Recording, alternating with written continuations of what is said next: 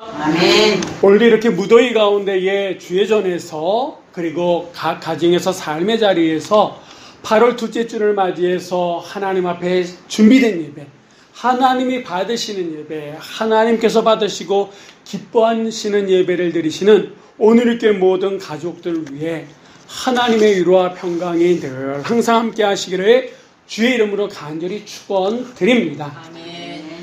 지금까지 함께 하셨던 하나님께서 이번 한 주간도 우리를 지켜주실 줄 믿습니다. 아멘. 요즘 날씨가 좀 바뀌어져 간다라고 하는 것을 여러분 느끼시죠? 이제 이 코로나 팬데믹도 곧 잠잠해질 줄 믿습니다. 아멘. 우리가 개인적으로 위생에 철저할 뿐만 아니라 우리 거기에만 신경 쓰는 것이 아니라 우리 영적인 위생에도 신경 써야 돼요. 우리가 정말 사회적인 거리, 사람들과 거리 두는 것에 신경 써야 되지만 하나님과의 거리는 가꿔야 될 줄 믿습니다. 그래서 영혼, 육이 정말 거리를 둘 거에 두고 가까이 할 거 가까이 할 때에 하나님께서 이번 한 주간도 우리의 삶을 지키시고 이끄시고 인도해 주실 줄 믿습니다. 아멘. 우리가 좋아하는 말 가운데 하나가 형통이고 우리가 정말 원하는 말 가운데 하나가 성공입니다. 이 형통이라고 하는 이 단어의 사전적인 의미는 모든 것이 뜻대로 잘 되어간다라고 하는 그런 의미입니다. 정말 저도 우리 이곳에 계신 권사님들, 집사님, 우리 청년들, 우리 모두가 다 누구나 다 형통한 삶, 성공의 삶을 원합니다. 얼마나 사람들이 이 성공, 형통의 삶을 원하는지 알기 위해서는 서점에 가면 압니다. 서점에 가면요, 형통한 삶, 성공에 이르는 길 정말 빼곡하게 아마 오늘도 이와 관련된 책들이 수두룩 없이 이렇게 나온다라고 하는 거예요. 그러니까 모든 사람들, 그가 옛날 사람이든 지금 사람이든 또한 심지어는 피부색과 상관없이 성공하기를 원하고 형통하기를 원한다라고 하는 거예요. 그렇다 그러면 그 책들을 다 섭렵하면 모든 사람들이 다 성공할 수 있을까요? 다 형통할 수 있을까요? 아니다라고 하는 겁니다. 모든 사람들이, 많은 사람들이 성공하기를 원하고 형통하기를 원하지만 그들이 다 마음처럼 다 성공하고 형통한 것은 아니다라고 하는 겁니다. 여러분, 성경에 보면 형통한 사람들, 성공한 사람들이 많이 나와요. 그 중에 한 사람이 바로 오늘 본문에 나온 우시야라고 하는 사람인데, 이 우시야라고 하는 그 이름의 뜻은 여호와는 나의 힘이시다라고 하는 그런 뜻입니다. 오늘 우리가 오늘뿐만 아니라 다음 주 2주에 걸쳐가지고 그가 어떻게 하나님 앞에서 형통한 삶을 살았는지를 우리가 한번 같이 보자라고 하는 거예요. 그의 삶의 비결을 보자라고 하는 거예요. 우리가 보통 한 사람을 볼 때 형통했던, 잘 나갔던 때만 보는데 이번에는요, 이 우시야의 삶을 한 편으로 보는 것이 아니라 한번 통으로 보겠습니다. 그래서 오늘은 그가 형통한 삶을 살았던 것을 본다 그러면 다음 주에는 오히려 반대로 그의 삶이 어땠는지를 좀 2주간에 걸쳐서 보려고 하는데, 오늘은 그 가운데에 그가 어떻게 형통하게 되었는지를 같이 좀 집중적으로 조명해서 보도록 하겠습니다. 먼저 이 우시야라고 하는 사람이 어떤 사람이며 그가 어느 정도 형통했는지를 오늘 말씀을 통해서 함께 보려고 하는데, 그의 아버지는 왕이었습니다. 그의 아버지의 이름은 아마샤라고 하는 사람이었어요. 이 아마샤라고 하는 사람이 죽은 이후에, 아버지가 죽은 이후에 이 우시야는요, 고작 16세, 한참 어떻게 보면 사춘기 때에, 지금 우리 식으로 한다 그러면 고등학교 1학년 때에 그가 왕의 자리에 오르게 됩니다. 그리고 52년이라고 하는 긴 시간을 유대 왕으로 있게 된다라고 하는 겁니다. 그가 이렇게 16살에 왕이 되어서 52년 동안 유다의 왕으로 있을 수 있었다라고 하는 것을 본다 그러면 하나님을 찾는 자들에게 있어서는 나이가 문제가 된다 안 된다? 문제가 되지 않는다라고 하는 거예요. 이 16살보다 더 어려서도 하나님 앞에 쓰임받을 수가 있고 16보다 더 많은 나이를 가진 아브라함이나 모세처럼 더 많은 나이를 먹고도 하나님 앞에 쓰임받을 수 있다 없다? 있다라고 하는 거예요. 그러니까 하나님 앞에서 이 나이라고 하는 것은 말 그대로 숫자에 불과하다라고 하는 거예요. 이 자리에 계신 우리 권사님, 수사님, 내가 70이 넘었는데 지금 내가 무슨 하나님 앞에 쓰임받을 수가 있겠어? 라고 혹 생각하실지 모르겠지만 아니다라고 하는 거예요. 하나님께서는 나이와 상관없이 이 우시아의 이런 모습들이 있다 그러면 얼마든지 그를 통해서 하나님의 역사를 일으키시고 보이시고 나타나게 될 줄 믿으시기 바랍니다. 그러면 이 우시아가 또 어떤 사람이었느냐, 이 우시아가 어떤 사람이었느냐라고 하는 걸 얘기할 때 빼놓을 수 없는 사람 한 사람이 있는데 그의 어머니입니다. 그럼 이 우시아의 어머니는 어떤 분이었느냐? 우리 한번 3절 하반절의 말씀을 우리 한번 다 같이 읽어보도록 하겠습니다. 그의 어머니의 이름은 여골리아요 예루살렘 사람이더라. 아멘. 자, 이 우시아의 어머니의 이름이 뭐라고요? 여골리아. 이 여골리아라고 하는 이 이름의 뜻은 어떤 뜻이 있습니까? 한번 다음 보겠습니다. 여호와께서 능력이 있다, 이런 뜻이에요. 그러니까 여골리아라고 하는 이 이름의 뜻은 여호와께서 능력이 있다 없다? 있다. 그러니까 하나님은 전능하신 분이다, 이런 뜻이다라고 하는 거예요. 그러면서 이 여골리아, 우시아의 어머니는 어디 출신이냐면 예루살렘 출신이다라고 하는 거예요. 자, 이 두 가지만 보도해서 이 두 가지 속에 어떤 뜻이 담겨져 있냐면 이 우시아의 어머니는 신앙이 좋은 가문에서 신앙적으로 큰 사람이다 라고 하는 그런 의미가 이 안에 암시되어져 있더라고요. 그리고 또 이 안에 우리가 읽어야 될 게 뭐냐면 이렇게 신앙 안에서 자란 어머니이기 때문에 아들도 신앙 안에서 키웠다라고 하는 거예요. 그러니까 이 우시아라고 하는 이 왕은요, 16살에 왕이 됐지만 어머니의 선한 영향력을 받으면서 지금까지 자랐다라고 하는 거예요. 그러니까 그가 하나님 앞에 형통한 삶을 살 수 있었던 그 이유 가운데 하나는 어머니의 선한 영향력이었다라고 하는 겁니다. 자, 또 이 우시아가 이제 16살 왕에 등극하게 되는데 이때까지만 하더라도 이 유다라고 하는 나라는요, 우리나라 강원도보다도 적은 그런 자그마한 나라였다라고 하는 거예요. 그런데 이 우시아가 왕이 된 이후에 이 유다가 군사적으로, 경제적으로, 정치적으로 아주 큰 나라가 되는데 어느 정도였냐면 먼저 군사적으로 본다 그러면 블레셋이라고 하는 나라를 정복하게 됩니다. 그리고 아라비아라고 하는 나라와 마온을 무찌르게 돼요. 뿐만 아니라 암몬이라고 하는 나라가 이 유다의 조공을 바쳐요.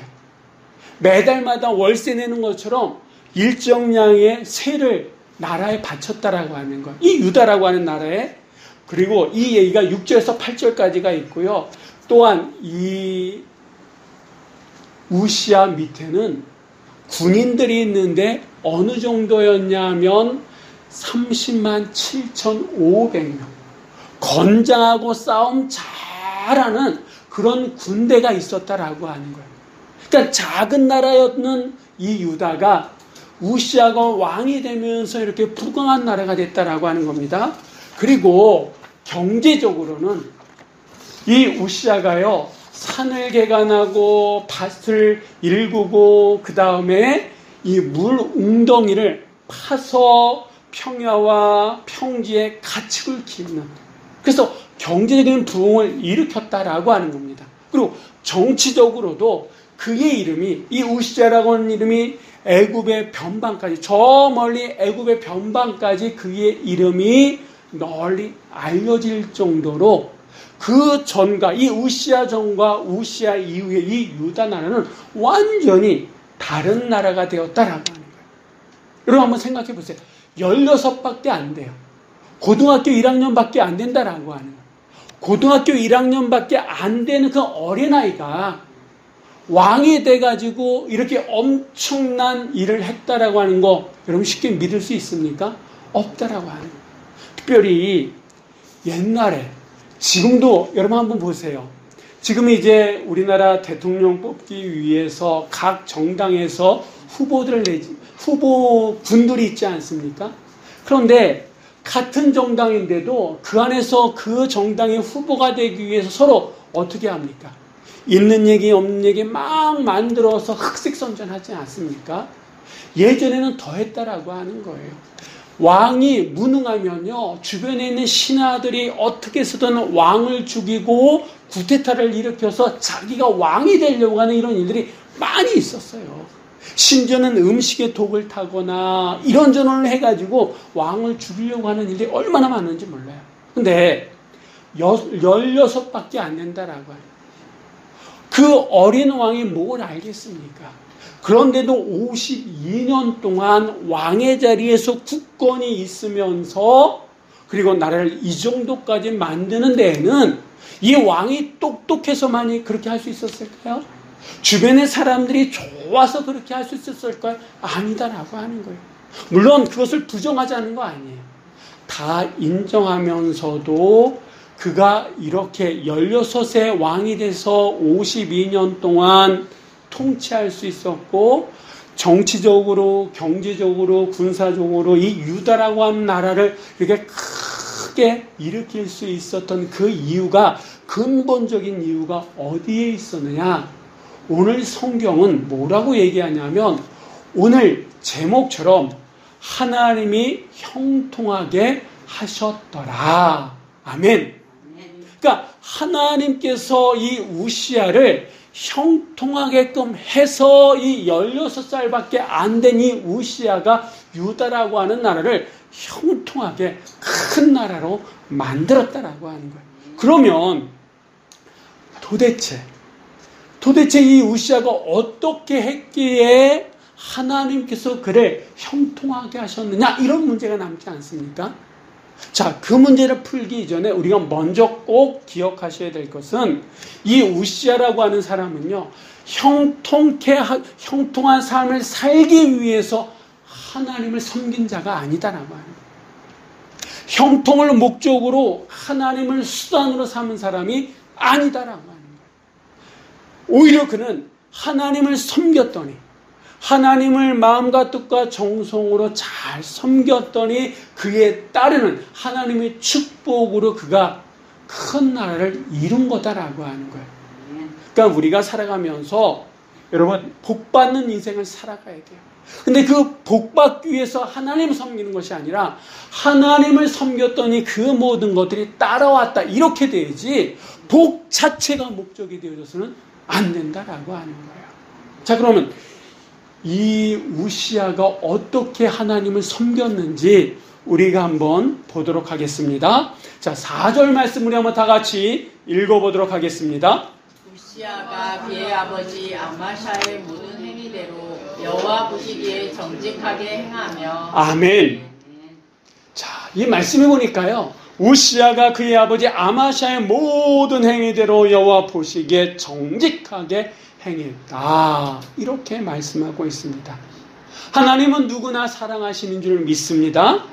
그렇다고 누구나 다 하나님께 쓰임받는 것은 아닙니다. 다시 말해서 다 형통한 삶을 살 수 있는 것은 아니다라고.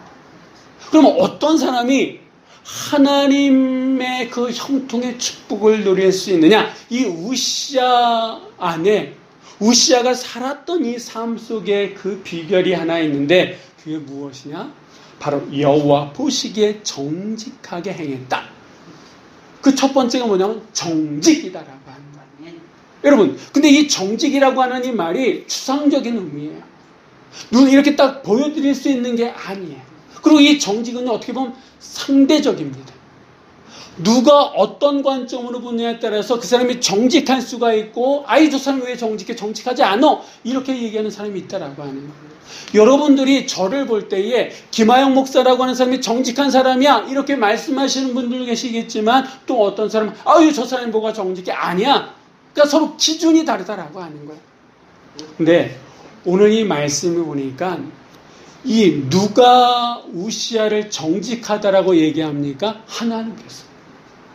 여호와 보시기에 우시야는 정직하다 이렇게 지금 성경은 말씀하고 있습니다. 그러니까 이 우시야를 누가 평가하냐 하면 사람이 평가하는 게 아니에요. 신하들이 평가하는 게 아니에요. 여호와 보시기에, 하나님 보시기에 이 우시야라고 하는 사람은 정직하게 행했다 이렇게 성경은 우리에게 말씀하고 있습니다. 그러면 하나님께서는 뭘 기준으로, 뭘 보시면서, 이 우시야에 뭘 보면서 이 사람이 정직하다 정직하지 않다 이렇게 평가하는 걸까요? 열왕기 하나 역대기 하에 보면 이런 말들이 있습니다. 이스라엘 왕들을 평가할 때요, 여호와 보시기에 정직히 행했다, 여호와 보시기에 악을 행했다, 이렇게 이런 말들이 나오거든요. 그러니까 어떤 왕은 여호와 보시기에 정직하게 행했고 어떤 왕은 여호와 보시기에 악을 행했다 이렇게 말씀하시는데, 그럼 그 기준이 어디에 있느냐?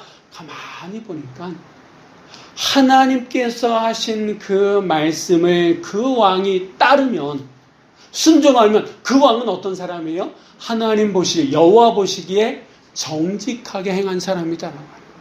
반면에 그가 이 일을 하고 저 일을 하고 아무리 좋은 일을 해도 하나님께서 하신 그 말씀에 순종하지 않으면, 그 말씀대로 살지 않으면 성경은 뭐라고 얘기하냐면 여호와 보시기에 악을 행한 사람이다 이렇게 평가해요. 그러니까 하나님의 기준은 뭐냐면 당신의 말씀대로 살았느냐 살지 않았느냐 이것이 기준이다라고 하는 거예요. 하나님의 말씀에 온전히 순종하며 살았으면 그는 여호와 보시기에 정직한 사람이다라고 하는 거예요. 근데 이 우시야는 신하들이나 사람들의 평가를 들으려고 했던 사람이 아니라 그는 하나님 보시기에 하나님의 평가, 하나님의 말씀 따라 살았던 사람이 바로 누구냐? 이 우시야다라고 하는 겁니다. 그래서 그는 하나님의 말씀대로 사는, 하나님의 말씀을 기준으로 사는 그런 사람이었고, 이런 우시야를 하나님이 보실 때에 어떻게 하셨습니까? 형통케 하도록 이끄셨다라고 하는 거예요. 그러니까 우리가 어떤 책을 읽어가지고 형통한 삶, 성공의 삶을 사는 것이 아니라 하나님의 말씀대로 우리가 행할 때 우리는 하나님 보시기에 정직한 사람이 되는 거예요. 누구에게 거짓말을 하고 속이고 뭐 이게 정직이 아니라 더 큰 의미로 본다 그러면 하나님 말씀에 순종하는 삶을 사는 사람이 정직한 사람이라는 거예요. 여러분, 하나님 말씀대로 사는 사람이 다른 사람을 속이겠습니까? 다른 사람의 등을 쳐먹겠습니까? 거짓말하겠습니까? 아니다라고 해요. 하나님 말씀에 순종하는 사람이 바로 정직한 사람이고, 그 정직한 사람을 하나님께서는 형통하게끔 함을 믿으시기 바랍니다. 자, 또 계속해서 이 우시야는 어떻게 하나님의 축복을 누릴 수 있었느냐, 우리 한번 5절 말씀 다 같이 읽어보도록 하겠습니다. 하나님의 묵시를 밝히 하는 스가랴가 사는 날에 하나님을 찾았고 그가 여호와를 찾을 동안에는 하나님이 형통하게 하셨더라. 아멘. 아멘. 자, 이 말씀 속에서도 이 우시야가 하나님께 형통함을 받을 수 있었던 그 비결이 있는데, 자, 요 말씀을 좀 풀어 쓴 메시지 성경을 한번 천천히 한번 띄워서 읽어보도록 하겠습니다. 5절 말씀 우리 한번 메시지 성경을 한번 읽어보도록 하겠습니다. 그는 하나님을 신실하게 찾았다. 그의 목자이자 스승인 스가랴에게 가르침을 받아 하나님 앞에 순종하며 경건하게 살았다. 스가랴가 살아있는 동안 우시야는 경건한 삶을 살았다. 하나님께서 그에게 복을 주셨다. 아멘. 그러니까 오늘까지 말씀은요, 어떻게 보면 스가랴가 살아있는 동안 우시아는 경건한 삶을 살았다, 이 부분이에요.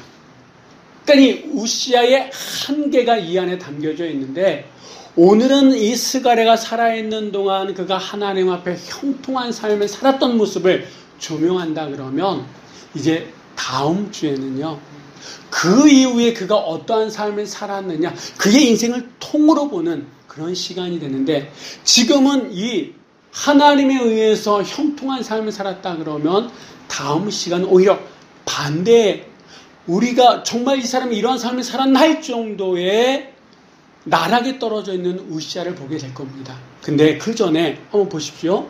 그가 어떻게 형통한 삶을 살았느냐? 그는 하나님을 어떻게 했다고요? 신실하게 찾았다, 이렇게 말씀하고 있습니다.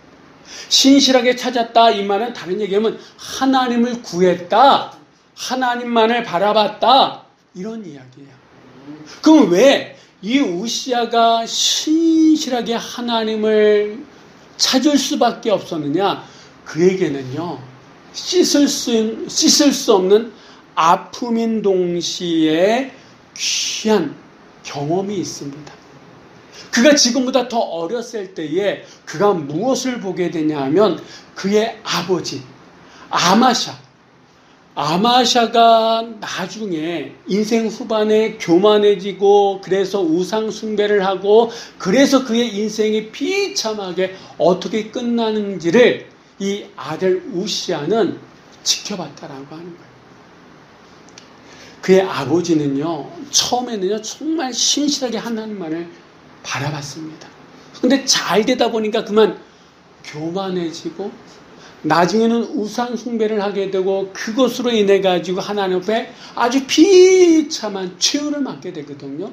그것을 누가 봤냐면 이 아들 우시아가 그 아버지의 최후의 끔찍한 모습을 지켜보게 됐다라고 하는 거예요. 그래서 이 아들은요, 하나님 앞에 교만하게 되면 그 인생이 어떻게 되는지를 깨닫게 되었다라고 하는 거예요.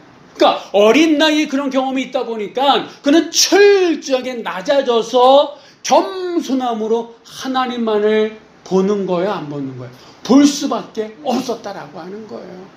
어떤 사람에게는 과거의 상처가 아픔이 되어서 그 상처에 이끌려가서 평생 그 상처에 노예가 되어서 살아가는 사람이 있는 반면에, 이 우시아는요, 그 상처를 교훈 삼아서 하나님 앞에 더욱더 낮아진 그런 인생으로 살아갔다라고 하는 거예요.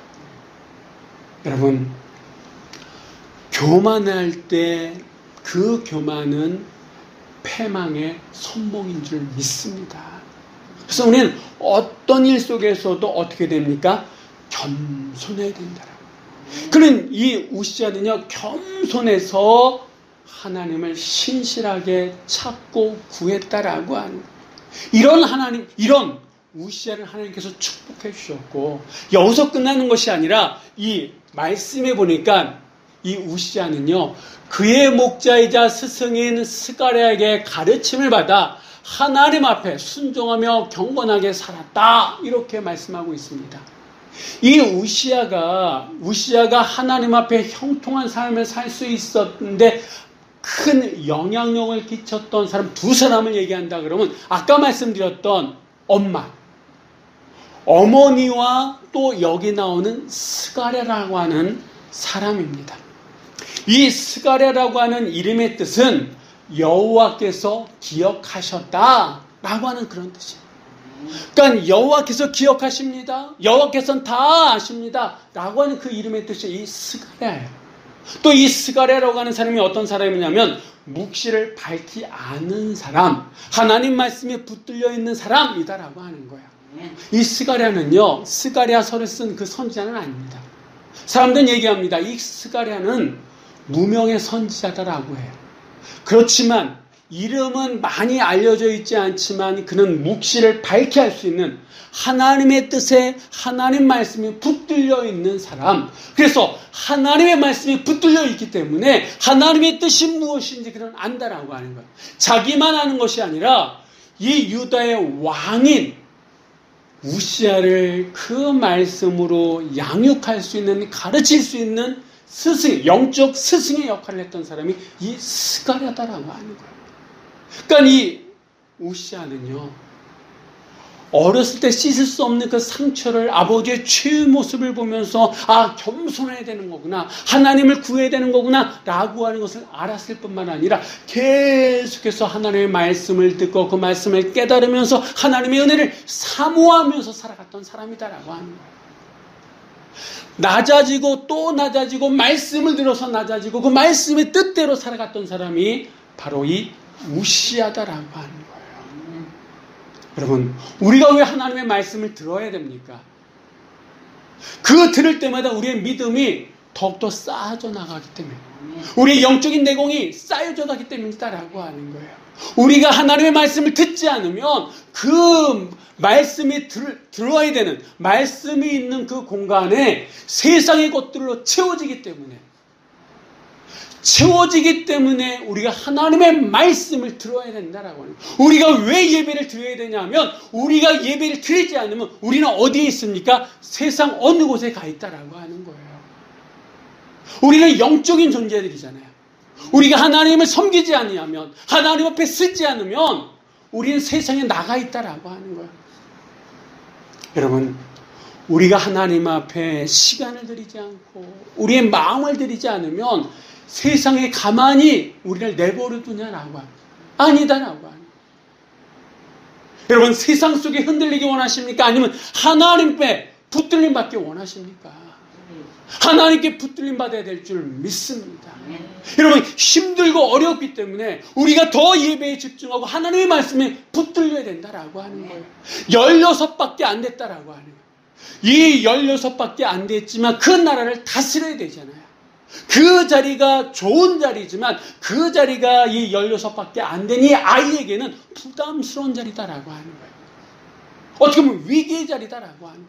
그렇기 때문에 이 우시아는 더 겸손해졌고 더 말씀을 가까이 했고 더 주의 종 스가랴와 함께 하나님의 은혜 가운데 이 일들을 하나님의 인도하심을 받았다라고 하는 거예요. 여러분, 지금 이 코로나19가 1000명이 넘은 지 한 달이 넘었습니다. 계속해서 더 이상 갈 수도 있다 그래요. 그러니까 그런 얘기를 들을 때마다 우리는 위축이 돼요. 근데 여러분, 위축되어지되 우리의 영혼만큼은 어떻게 됩니까? 하나님을 향해서 열려야 되잖아요. 세상을 향해서는 좁아져야 되지만 하나님에 대해서는 열어놔야 되지 않겠습니까? 우리가 어느 곳에 있든지 예배에 대해서 신령과 진정으로 하나님의 말씀에 붙들려야 되는데 우리가 점점 그 얘기에 취해지다 보니까 우리의 삶이 경직되어져 간다는 거예요.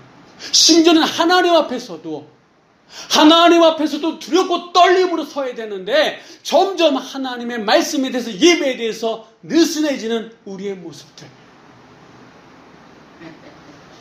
오늘 우리가 주의 성전에서 나와서 예배 드릴 때는 그나마 좀 긴장하잖아요.